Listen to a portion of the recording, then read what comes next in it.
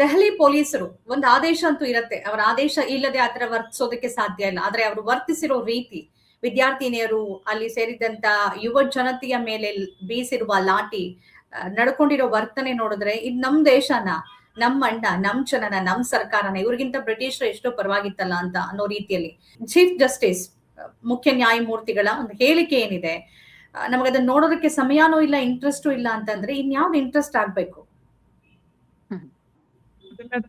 ಅದು ನನಗೆ ತಿಯಾನ್ಮನ್ ಚೌಕ್ ಚೀನಾದಲ್ಲಿ ಆಯ್ತಲ್ಲ, ಪ್ರಜಾಪ್ರಭುತ್ವ ಚಳುವಳಿಯನ್ನ ಚೀನಾ ಟ್ಯಾಂಕ್ ಗಳನ್ನ ಹತ್ತಿಸಿ ಕೊಂದಿದ್ದು ಅದೇ ಇತ್ತು. ಯಾಕೆಂದ್ರೆ ನಿಜವಾಗ್ಲೂ ನೋಡಿ, ಬಹಳ ಜನಕ್ಕೆ ಇದು ಗೊತ್ತಿದೆಯೋ ಇಲ್ಲ ಗೊತ್ತಿಲ್ಲ, ಒಂದು ಸೂಕ್ಷ್ಮತೆ ಏನು ಅಂದ್ರೆ, ಇವರು ಅಲ್ಲಿಂದ ಸಂಸತ್ ಚಲೋಗೆ ಬಂದೇ ಬರ್ತಾರೆ, ಸಂಸತ್ ಭವನಕ್ಕೆ ಚಲೋ ಬಂದೇ ಬರ್ತಾರೆ, ಬರ್ಲಿ ಅಂತ ಕಾಯ್ತಾ ಇದ್ರು ಒಡ್ಸಕ್ಕೆ. ಯಾಕೆಂದ್ರೆ ಯಾರು ಸಂಸತ್ ಒಳಗಡೆ ಬಿಡಲ್ಲ, ಹೆಂಗಿದ್ರು ಅದನ್ನ ಪ್ರೊಟೆಕ್ಟ್ ಮಾಡ್ಲೇಬೇಕು, ಅವ್ರು ಸೈನ್ಯನಾದ್ರೂ ಕರೆಸ್ತಾರೆ.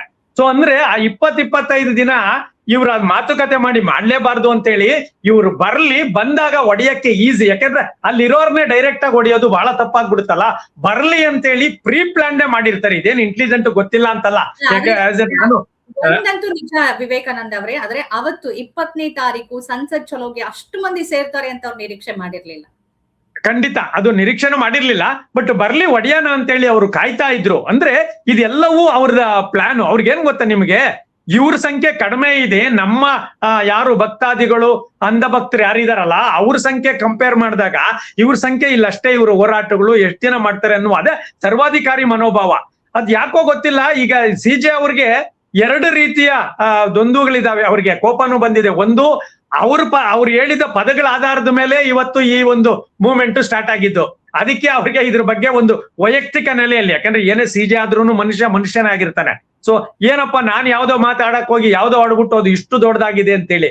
ಎರಡನೇದಾಗಿ ಆ ಅಸಹನೆಯನ್ನ ನೀವ್ ಹೇಳಿದ್ರಲ್ಲ, ಆ ಮಾತುಗಳಲ್ಲಿ ಅವರನ್ನ ವ್ಯಕ್ತಪಡಿಸಿದ್ದಾರೆ. ವ್ಯಕ್ತಿಗತ ಅಸಹನೆಯನ್ನ ನಿಜವಾಗ್ಲೂ CJ ಅವರು ಆ ಮಾತು ಹೇಳೋದ್ ಬೇಕಾಗಿರ್ಲಿಲ್ಲ. ಅದೇನಿದೆ ಅದು ಕ್ರೈಮ್ ನೋಡ್ಕೊಂಡು ನಮ್ಗ ಸಮಯ ಹೋಗ್ಲಿ, ಅದನ್ನ ಸುಮ್ನೆನಾದ್ರೂ ಪೋಸ್ಟ್ಪೋನ್ ಮಾಡಿಲ್ಲ. ನನಗೆ ಸಮಯ ಇಲ್ಲ ಅಂದ್ರೆ ಅಲ್ಲಿ ದೇಶನೇ ಅರಾಜಕತೆಯತ್ತ ಸಾಕ್ತಾ ಇರ್ಬೇಕಾದ್ರೆ ನನಗೆ ಸಮಯವಿಲ್ಲ ಅಂತ ಹೇಳುವ ಮಾತನ್ನ ಅವ್ರು ಹೇಳಿರೋದು ಯಾಕೆಂದ್ರೆ ವ್ಯಕ್ತಿಗತ ದ್ವೇಷ ಅವ್ರಿಗೆ ಈ ಹೋರಾಟದ ಮೇಲೆ ಇದೆ. ನಾನು ಹೇಳಿದ್ರನ್ನೇ ತಗೊಂಡ್ಬಿಟ್ಟು ಇದೊಂಥರ ಆಗ್ಬಿಟ್ಟಿದ್ಯಲ್ಲ ಅಂತೇಳಿ ಆ ರೀತಿಯಲ್ಲಿ ತಗೊಳ್ತಾ ಇದ್ದಾರೆ. ಮತ್ತೆ ಈ 12 ವರ್ಷಗಳಲ್ಲಿ ಇವರ ಎಲ್ಲ ಲಾಜಿಕ್ಗಳು ಚುನಾವಣೆ ಗೆಲ್ಲೋದು. ಯಾಕೆಂದ್ರೆ ನೀವು ಮಮತಾ ಬ್ಯಾನರ್ಜಿ ಬಿದಾಗೋಗ್ಬಿಟ್ರು, ತಮಿಳ್ನಾಡಲ್ಲಿ ಇದಾಯ್ತು, ಎಲ್ಲಿದೆ ನೋಡಿ, ಎಲ್ಲಿ ಅವ್ರಿಗೆ ಯಾರು ಪ್ರಬುಲ್ರು, ಅವ್ರು ಯಾವ ಕೋಟೆಯನ್ನ ಕೆಡವಲಿಕ್ಕಾಗಲ್ಲ ಅಂತೇಳಿ ಎಲ್ಲ ಕೋಟೆಗಳನ್ನ ಕೆಡುತ್ತಾ ಬಂದ್ರು. ಯಾರು ಅವ್ರಿಗೆ ವಿರುದ್ಧ ಧ್ವನಿ ಎತ್ತಿಲ್ಲ. ಆಗ್ಲೇ ಹೇಳ್ದಂಗೆ ಮಾಧ್ಯಮಗಳು ಸೇರಿ. ಇಂತಹ ಸಂದರ್ಭದಲ್ಲಿ ಆ ಸರ್ವಾಧಿಕಾರಿ, ಯಾಕೆಂದ್ರೆ ನಾನು ಇತಿಹಾಸದ ಸರ್ವಾಧಿಕಾರಿಗಳನ್ನ ಬಹಳಷ್ಟು ಓದಿದ್ದೀನಿ, ಕೇವಲ ಹಿಟ್ಲರ್ ಮುಸೋಲಿನಿ ಅಂತಲ್ಲ, ಎಲ್ಲ ಸರ್ವಾಧಿಕಾರಿಗಳ ಹುಟ್ಟು ಕೂಡ ನಿಧಾನವಾಗಿ ಮನುಷ್ಯನ ಮೂಲಭೂತ ಗುಣನೇ ಅದು. ಇವತ್ತು ಡೊನಾಲ್ಡ್ ಟ್ರಂಪ್ ಕೂಡ 2ನೇ ಬಾರಿ ಗೆದ್ದು ತನ್ನ ವರ್ತನೆಯನ್ನ ಆ ರೀತಿ ಮಾಡ್ಕೊಂಡ್ಲಿಕ್ಕೆ ಕಾರಣ ಕೂಡ ಇದೇ ರೀತಿಯ ಮನೋಭಾವ. ಅಲ್ಲೂ ಕೂಡ ಡೆಮಾಕ್ರೆಟಿಕ್ ಗಳಾಗ್ಲಿ ಅಥವಾ ರಿಪಬ್ಲಿಕ್ ಅಲ್ಲಿರುವ ಸಂಸದರು, ಸೂಕ್ಷ್ಮ ಮನಸ್ಸಿನವರು, ಪತ್ರಿಕೆಗಳು ಖಂಡಿತವಾಗ್ಲೂ ಧ್ವನಿ ಎತ್ತಿಲ್ಲ. ಆ ಪಾಠ ನಮಗಾಗಬೇಕಾಗಿತ್ತು, ನಮ್ಮ ಯುವಕರಿಗೆ ಆಗ್ಲೇ ಇಲ್ಲ. ಮೇಡಮ್ ಆಗ್ಲೇ ಹೇಳ್ದ, ಏನೋ ಯುವಕರು, ಹೌದು ನಾನು ಅನೇಕ ಬಾರಿ ಆ ಸೀಟ್ಲೆಸ್ ಯುವಕರು ಅಂತೇಳಿ ಅಂತಾನೆ ಇದ್ದೀನಿ ನಾನು. ಯಾಕೆಂದ್ರೆ ಅವರ ವಿವೇಚನೆ, ಅವ್ರು ಬರ್ತಾ ಇಲ್ಲ, ಕಾರ್ಪೊರೇಟಿನ ಒಂದು ಇದ್ರಲ್ಲಿ ಸಿಕ್ಕಾಕೊಂಡ್ಬಿಟ್ಟಿದ್ದಾರೆ, ಅವ್ರಿಗೆ ಸಮಯನೇ ಇಲ್ಲ.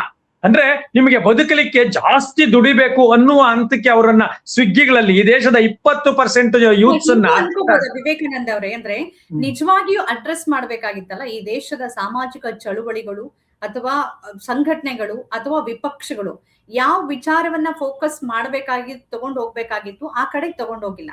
ಮತ್ ನೀವು ಇಲ್ಲಿ ಸ್ಪಷ್ಟವಾಗಿ ನೋಡಿ, ಐಡಿಯಾಲಜಿ ಬೇಸ್ಡ್ ಇದೆಯಲ್ಲ, ಅದ್ರ ಹಿಂದೆ ನೀವು ಬೇರೆ ಇಟ್ಕೊಡೋದು ಬೇರೆ. ನಾನು ಐಡಿಯಾಲಜಿನ ಇಟ್ಕೊಂಡು ನಾವ್ ಯಾವ್ದೋ ಹೋರಾಟ ಕಟ್ತೀವಿ, ಏನೋ ಬದಲಾವಣೆ ಮಾಡ್ತೀವಿ ಅನ್ನೋದಕ್ಕೆ ಯಶಸ್ಸು ಈ ದಶಕದಲ್ಲಂತೂ ನಾನು ಎಲ್ಲೂ ಕಂಡಿಲ್ಲ.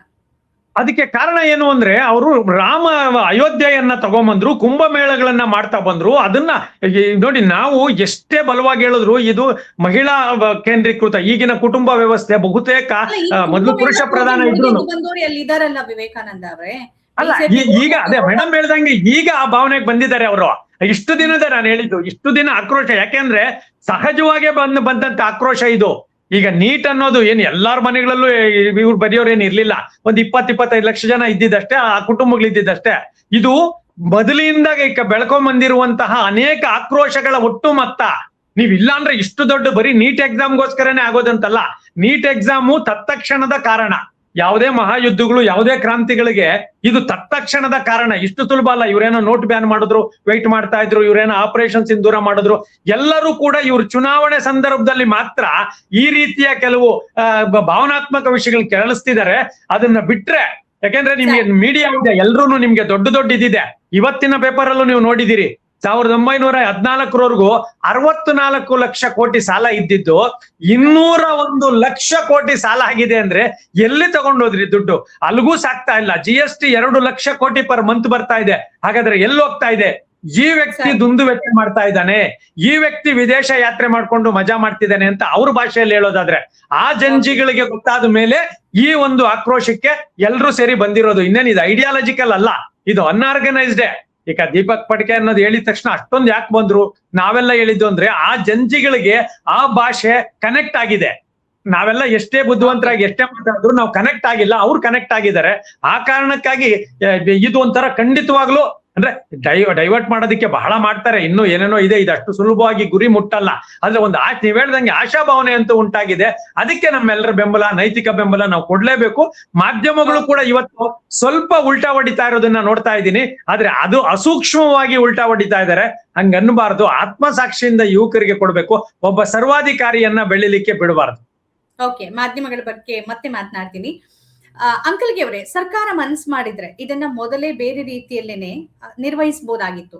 ಇವತ್ತು ಪ್ರಧಾನಿಯವರು ಮಾಡಿರೋ ಘೋಷಣೆ ಸಂಸತ್ ಚಲೋಗಿಂತ ಮುಂಚೆ ವಾಂಗ್ಚುಕ್ ಅವರನ್ನ ಎತ್ತಾಕೊಂಡು ಹೋದ್ರಲ್ಲ, ಅದಕ್ಕಿಂತ ಮುಂಚೆ ಮಾಡಿದ್ರೆ ಅದಕ್ಕೆ ಬೇರೆದೇ ರೀತಿಯ ಒಂದು ಗೌರವ ಬರ್ತಾ ಇತ್ತು ಮತ್ತು ವಿದ್ಯಾರ್ಥಿಗಳು ಸಿಜೆಪಿನೂ ಕೇಳ್ಬೇಕಾಗ್ತಿತ್ತು. ಕೇಳಿಲ್ಲ ಅಂತಂದ್ರೆ ಇವ್ರಿಗೆ ಬೇರೆ ಅಜೆಂಡಾ ಇದೆ ಅಂತ ಜನನೇ ಒಪ್ಕೊಂಡ್ಬಿಡೋರು.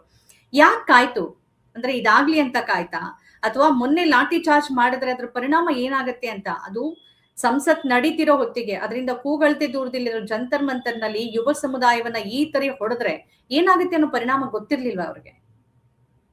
ಮಂಜುಳಾ, ಅವ್ರಿಗೆಲ್ಲ ಗೊತ್ತು. ಆದ್ರೆ ನಾವ್ ಯಾಕೆ ಕೇರ್ ಮಾಡ್ಬೇಕು ಅನ್ನುವಂತ ಉಡಾಫೆ ಮತ್ತು ಅವರಿಗೆ ಆ ಒಂದು ಕೊಬ್ಬು ತುಂಬಿದೆ. ಈ ಭಾಷೆ ಇದನ್ನೇ ಉಪಯೋಗ ಮಾಡ್ಬೇಕಾಗ್ತದೆ ಈಗ. ಯಾಕಂದ್ರೆ ಸೋನಂ ವಾಂಗ್ಚುಕ್ಗನ್ ಎತ್ಕೊಂಡು ಹೋಗೋಕ್ಕಿಂತ ಮೊದಲೇ ಅವರು ಮಾಡಿದ್ರೆ ಅಥವಾ ಏನೇ ಆಗಿದ್ರೆ ಅವ್ರಿಗೆ ನಾವು ರೆಸ್ಪಾನ್ಸ್ ಮಾಡುವುದು, ಯಾವುದೋ ಯಕಶ್ಚಿತ್ ಮೀಮ್ದಿಂದ ಹುಟ್ಟಿದಂತಹ ಚಳುವಳಿಗೆ ರೆಸ್ಪಾನ್ಸ್ ಮಾಡುವುದು ಅಂದ್ರೆ ಅವರು ತಮ್ಮ ಒಂದು ಪ್ರಬಲವಾದ ಒಂದು ಏನೋ ಒಂದು ಅವ್ರದ್ದೇನೋ ಪರ್ಸನಲಿ 56 ಇಂಚದ್ದು ಎದೆ ತೋರ್ಸಾರಲ್ಲ, ಆ ಒಂದು ಅಹಂಗಾಗ್ಲಿ ಆ ಒಂದು ಇಮೇಜ್ಗೆ ಧಕ್ಕೆ ಬರ್ತದೆ. ಅವ್ರು ಯಾವುದೇ ಒಂದು ಮಾತಿಗೆ ಬಗ್ಗಿದ್ರು ಅವ್ರ ಇಮೇಜ್ಗೆ ಧಕ್ಕೆ ಬರ್ತದೆ. ಈಗ ರಾಜೀನಾಮೆ ಕೊಡೋದು ದೊಡ್ಡದಲ್ಲ, ನಾವು ಬರೇ ಕತಿ ಒಳಗ್ ಕೇಳ್ತೀವಿ. ಅದು ನಮ್ಮ ಪಾಲಿ ಕತಿನೇ. ಈಗದು ಹಿಂದ ಆಗಿರಬಹುದು, ಒಂದ್ ಆಕ್ಸಿಡೆಂಟ್ ಆಗಿದ್ದಕ್ಕೆ ಲಾಲ್ ಬಹದ್ದೂರ್ ಶಾಸ್ತ್ರಿ ಅವರು ರಾಜೀನಾಮೆ ಕೊಟ್ರು ಅಂತ ಕೇಳ್ತೀವಿ. 2,000 ಮಂದಿ ಸತ್ತಾರ. ಪಿಯೂಷ್ ಗೋಯಲ್ ಇವತ್ತಿನ ತನ ರಾಜೀನಾಮೆ ಬಗ್ಗೆ ಮಾತಾಡಿಲ್ಲ. ಇಲ್ಲಿ ಪ್ರಾಬ್ಲಮ್ ಏನೈತಿ ಅಂತಂದ್ರೆ, ರಾಜನಾಥ್ ಸಿಂಗ್ ಲಾಂಗ್ ಬ್ಯಾಕ್ ಹೇಳಿದ್ರು ಅವೆಲ್ಲ ರಾಜೀನಾಮೆ ಎಲ್ಲ UPA ಸರ್ಕಾರದಾಗ ಇದ್ದಿರಬಹುದು, ನಮ್ಮ ಸರ್ಕಾರದೊಳಗೆ ರಾಜೀನಾಮೆ ಅನ್ನೋ ಪ್ರಶ್ನೆ ಇಲ್ಲ ಅಂತ ಸ್ಟಾರ್ಟಿಂಗ್ಗೆ ಅನೌನ್ಸ್ ಮಾಡ್ಯಾರ. ಅಂದ್ರೆ ಯಾವಾಗ್ಲೂ ಅಬ್ಸಲ್ಯೂಟ್ ಪವರ್ ಅಂತ ಯಾರ್ದೇ ಕೈಗೆ ಬರ್ಲಿ ಅದು ಅಬ್ಸಲ್ಯೂಟ್ ಡೇಂಜರ್ ಯಾವಾಗ್ಲೂ ಡೆಮೋಕ್ರಸಿಗೆ. ಯಾವಾಗ್ಲೂ ಚೆಕ್ಸ್ ಅಂಡ್ ಬ್ಯಾಲೆನ್ಸ್ ಇದ್ರೆ ಡೆಮೋಕ್ರಸಿ ಒಂದು ಹಳಿ ಮೇಲೆ ನಡೀತಿರ್ತದೆ. ಇಲ್ಲಿ ಏನೋ ಭಾರಿ ಖುಷಿಯಿಂದ ಜನ ಅವ್ರಿಗೆ ಮೆಜಾರಿಟಿ ಕೊಟ್ಟು ಬಿಟ್ರಲ್ಲ, ಅದು ಅಲ್ಲಿ ಬೇರೆ ರೀತಿಯಿಂದ ವರ್ಕೌಟ್ ಆಯ್ತು. ಮೊದಲನೇ ಸಲ ಬೇರೆ ರೀತಿಯಿಂದ ಆಯ್ತು. 2ನೇ ಸಲ ಚುನಾವಣೆಯನ್ನ ಕಂಪ್ಲೀಟ್ ಆಗಿ ಹೈಜಾಕ್ ಮಾಡಿ ಆ ಚುನಾವಣೆ ಚೋರಿನೋ ಆದೋ ಇದೋ ಈಗ ಬರ್ಲಿಕ್ಕಿಲ್ಲ. ಇನ್ನು 10 ವರ್ಷದ ನಂತರ ಆದ್ರೂ ಸರಿ ಅಷ್ಟು ಜನರ ಎದುರಿಗೆ ಬಂದೇ ಬರ್ತಾವ. ಹಿಸ್ಟ್ರಿ ಅನ್ನೋದು ಇಂಪಾರ್ಷಿಯಲ್ ಯಾವಾಗ್ಲೂ. ಯಾವತ್ತೋ ಏನೋ ಆದ್ರೂ ಅದು ಇಂಪರ್ಸನಲ್ಲೂ ಇರ್ತದೆ. ಯಾವ ವ್ಯಕ್ತಿನೇ ಇರ್ಲಿ ಒಂದ್ ಸ್ವಲ್ಪ ವರ್ಷದ ನಂತರ ಆ ವ್ಯಕ್ತಿನ ಟ್ರೀಟ್ ಮಾಡ್ತಾರೆ. ಮನಮೋಹನ್ ಸಿಂಗ್ ಅವ್ರದ್ದೊಂದು ಸ್ಟೇಟ್ಮೆಂಟ್ ಇತ್ತೀಚೆಗೆ ನೀವು ಮತ್ತೆ ರೀಸರ್ಫೇಸ್ ಆಗಕ್ಕೆತ್ತದೆ, history will be kinder to me, it will remember me with dignity ಅಂತ ಅವ್ರು ಲಾಂಗ್ ಬ್ಯಾಕ್ ಹೇಳಿದ್ರು. ಅಂಡ್ ಚೂಸಿಂಗ್ ನರೇಂದ್ರ ಮೋದಿ, ಈ ನರೇಂದ್ರ ಮೋದಿನ ಆರಿಸುವುದು ದೇಶಕ್ಕೆ ಮತ್ತು ಡೆಮೋಕ್ರಸಿಗೆ ಭಾರಿ ದೊಡ್ಡ ಗಂಡಾಂತರ, ಇದು ದೇಶದ ದುರ್ಗತಿ ಅಂತ ಹೇಳಿದ್ರು. ಅದು ಈಗ ಸಿಕ್ಕಾಪಟ್ಟೆ ರೀಸರ್ಫೇಸ್ ಆಗಕತ್ತದೆ. ಏನ್ ಹೇಳಿದ್ರು? ಬಹಳ ದಿವಸ ಅಲ್ಲ, ಜಸ್ಟ್ 14 ವರ್ಷದ ಹಿಂದೆ ಹೇಳಿದ್ರು. ಹಿಸ್ಟ್ರಿ 14 ವರ್ಷದೊಳಗೆ ನಮ್ಮ ಎದುರಿಗೆ ಅದ್ರ ತನ್ನ ರಿಯಾಲಿಟಿ ತೋರ್ಸಾಕತ್ತದೆ. ಅದೇ ರೀತಿ ಇವತ್ತೇನಾಗ್ತದೆ ಅದು ನಾಳೆ ಬಂದೇ ಬರ್ತದೆ. ಈಗ ಧರ್ಮೇಂದ್ರ ಪ್ರಧಾನ್ ರಾಜೀನಾಮೆ ಅನ್ನೋದು ಈ ಪಕ್ಷಕ್ಕೆ ಒಂದು ದೊಡ್ಡ ಸವಾಲು. ಅವರು ಅದನ್ನ ಕೊಡುವುದಿಲ್ಲ. ಬೇಕಾದ್ ಮಾಡ್ರಿ, ಬೇಕಾದ್ರೆ ಅವ್ರದ್ದು ಇದನ್ನ ಚೇಂಜ್ ಮಾಡ್ತಾರೆ, ಪೋರ್ಟ್ಫೋಲಿಯೋ ಚೇಂಜ್ ಮಾಡಿ ಬೇರೆ ಖಾತೆ ಕೊಡ್ತಾರೆ, ಅವ್ರನ್ನ ತೆಗಿಯೋದಿಲ್ಲ. ಯಾಕಂದ್ರೆ ಇಡೀ ಒಡಿಶಾ ಬೆಳವಣಿಗೆ ಗಮನಿಸಿದ ನಂತರನು ನಿಮ್ಗೆ ಹಂಗ ಅನ್ಸುತ್ತೆ ಸರ್ಕಾರದ ಮುಂದೆ ಆಯ್ಕೆ ಉಳಿದಿದೆ ಅಂತ ಅನಿಸ್ತದೆ. ಯಾಕೆ ಅನಿಸ್ತದೆ ಅಂತಾನು ಹೇಳ್ತೀನಿ. ಅದ್ ಯಾಕೆ ಅನಿಸ್ತದೆ ಅಂತಂದ್ರೆ ಹಾ ನಾಳೆ ದೇಶವ್ಯಾಪಿ ಪ್ರತಿಭಟನೆಗೆ ಕರೆ ಕೊಟ್ಟಿದ್ದಾರೆ. ಅವರ ಒಂದೇ ಒಂದು ಬೇಡಿಕೆ ಇದೆ ಅಂದ್ರೆ ಧರ್ಮೇಂದ್ರ ಪ್ರಧಾನ್ ರಾಜೀನಾಮೆ ಕೊಡ್ಲೇಬೇಕು ಅನ್ನೋದು. ಉಳಿದಿದ್ದ ಸೆಕೆಂಡ್ರಿ, ಫಸ್ಟ್ ಅವ್ರಿಗೆ ಇರೋ ಬೇಡಿಕೆನೆ ಕೊಡ್ಬೇಕು ಅಂತ. ಮತ್ತೆ ಅಲ್ಲಿಂದ ಹೋಗೋದಕ್ಕೆ ಸಿದ್ಧರಾಗಿಲ್ಲ. 20ನೇ ತಾರೀಕು ನಂತರ ಅಂತೂ ಅವ್ರು ಎಷ್ಟು ಗಟ್ಟಿಯಾಗಿದ್ದಾರೆ ಅಂದ್ರೆ, ನೀವು ಗುಂಡ್ ಹೊಡಿತೀರಾ, ನಾವು ತಿನ್ನೋಕು ರೆಡಿ ಇದೀವಿ, ಆದ್ರೆ ನಮಗ್ ನ್ಯಾಯ ಬೇಕು, ರಾಜೀನಾಮೆ ಕೊಡಿ ಅಂತ. ಅದು ಬರೀ ಜಂತರ್ ಮಂತರ್ಗೋ ಅಥವಾ ಒಂದ್ ರಾಜ್ಯಕ್ಕೂ ಸೀಮಿತ ಆಗಿಲ್ಲ. ಬಿಹಾರಲ್ಲಿ ಇವತ್ ನೋಡಿದ್ವಿ, ಮುಂಬೈನಲ್ಲಿ ನೋಡ್ತಾ ಇದೀವಿ, ಅಹಮದಾಬಾದ್ ಅಲ್ಲಿ ನೋಡ್ತಿದೀವಿ. ಅಂದ್ರೆ ಇಡೀ ದೇಶವ್ಯಾಪಿ ಚಳುವಳಿ ಆದ್ರೆ, ಇನ್ನೂ ದೊಡ್ಡದಾದ್ರೆ ಸರ್ಕಾರಕ್ಕೆ ಮತ್ತಷ್ಟು. ಈಗ ಬರೀ ಧರ್ಮೇಂದ್ರ ಪ್ರಧಾನ್ ಅಂತ ಕೇಳ್ತಾ ಇದ್ದಾರೆ, ನೆಕ್ಸ್ಟ್ ನಿರ್ಮಲಾ ಸೀತಾರಾಮನ್ ಬರುತ್ತೆ, ನಾಳೆ ನಿರ್ಮಲಾ ಸೀತಾರಾಮನ್ ಬರ್ತದೆ, ಪಿಯೂಷ್ ಗೋಯಲ್ದ್ ಬರ್ತದೆ, ನಿತೀಶ್ ಗಡ್ಕರಿದ್ ಬರ್ತದೆ.